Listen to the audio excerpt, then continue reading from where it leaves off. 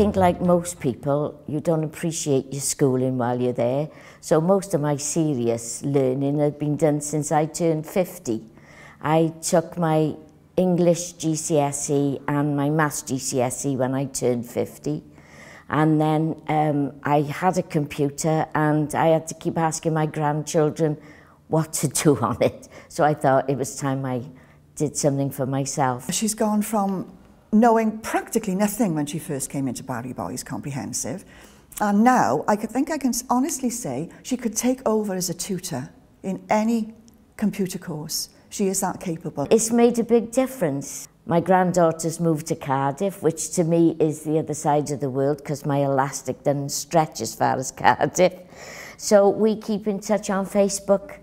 Most days I know she's okay and she knows I'm okay.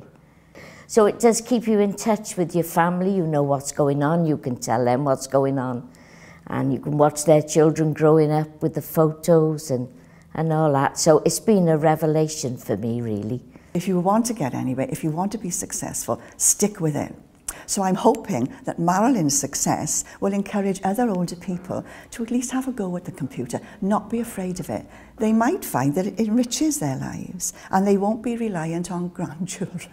We've learned such a lot, and it's not until you go and, if someone's stuck who hasn't been in the class very long, when you go and give them a hand, you think, there's something I know because I can show somebody else. Marilyn, many congratulations. You've done brilliantly. You've been enthusiastic, you've worked consistently well, you haven't let anything get you down, even though you've got a lot of responsibilities at home and you have a lot of other activities outside of your computing.